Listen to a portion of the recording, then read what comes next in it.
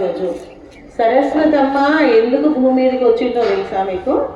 ఆమె ఒక మహర్షి ఆమెను చూస్తూ స్తోత్రం చేస్తున్నాడు. స్తోత్రము అంటే ఆమెను పొగడడం అన్నమాట. పొగుడుతో ఆమెను ఆ విధంగా నీవు ఈ విధంగా ఉన్నావు, ఇట్లా చేస్తున్నావు, నీ వల్ల మాకు వేదాలు వచ్చినాయి, శాస్త్రాలు వచ్చినాయని పొగుడుతూ పొరపాటున ఆమెను చూస్తున్నటువంటి మైకంలో అతను ఒక చిన్న తప్పు చదువుతాడు. చదవడం వల్ల సరస్వతమ్మకు కోపం వస్తుంది, నవ్వుతుంది. కోపం వచ్చినా నవ్వుతుంది. నవ్వేసరికి ఆ మహర్షికి కోపం వచ్చి నువ్వు ఎగతాళి చేస్తావా, నీవు భూమి మీద మానవ జాతిగా జన్మించు అని ఆమెకు శాపం ఇస్తాడు. ఆమె ఆ విధంగా భూమి మీదకి వచ్చి కొన్ని కారణాల వల్ల కొంతకాలం ఉండి మళ్ళీ ఆ శాప విమోచనం ఆదిశంకరాచార్యుల చేత శాప విమోచనము పొంది ఆమె మళ్ళీ తన యొక్క స్థలానికి వెళ్ళబోతుంటే ఆదిశంకరాచార్యుల వారు సరస్వతమ్మను ఆపుతారు. ఎందుకంటే జనాలు, భూలోకంలో ఉన్నటువంటి జనాలు చదువు రాకపోతే అజ్ఞానులే జీవిస్తారు. అందువల్ల నీవు ఉండాలమ్మా ఇక్కడే, నీవు మా అందరికీ ఉన్నటువంటి భూమి మీద ఉన్నటువంటి జనాలందరికీ జ్ఞానాన్ని ప్రసాదించాలి, చదువును ప్రసాదించాలి, దాని ద్వారా వాళ్ళందరూ వివేకవంతులుగా కావాలి అని చెప్పేసి వేడుకుంటాడు. ఆదిశంకరాచార్యులు ఆది గురువులు, ఆయన శంకరుడి యొక్క అంశ. దానివల్ల ఆమె ఏం చేస్తుంది, ఎక్కడైతే పుణ్యస్థలం ఉంటుందో అక్కడ నేను ఆవిర్భవిస్తాను అని చెప్తుంది.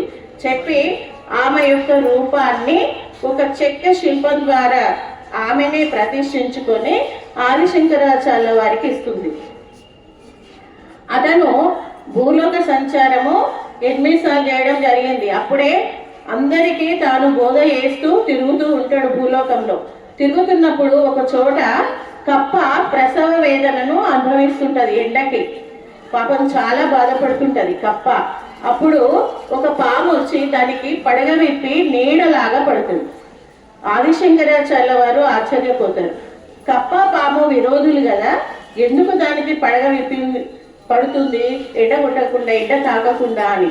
అప్పుడు అనుకుంటాడు ఇది ఒక పుణ్యస్థలం, అందువల్ల శారదాదేవిని ఇక్కడే, శారదాదేవి అంటే సరస్వతి, ఆమెను ఇక్కడే ప్రతిష్ఠించాలి అని పెట్టడం జరుగుతుంది. అది ఎక్కడుంది ఇప్పుడు అంటే తుంగానది ఒడ్డున కర్ణాటకలో శృంగేరి అని ఉంది.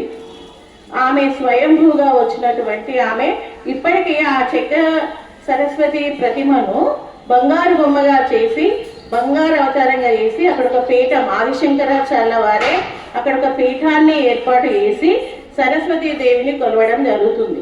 ఇప్పటికీ శృంగేరిలో స్వయంభూగా ఆమె నిలిచి ఉంది. ఆ కప్ప, పాము కూడా విగ్రహాలు కూడా అక్కడే ఉన్నవి. ఎప్పుడైనా మీరు అక్కడికి వెళ్ళి చూడొచ్చు.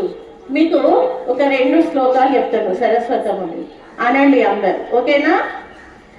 జ్ఞాన విజ్ఞాన రూపాయ జ్ఞానమూర్తే నమో నమః,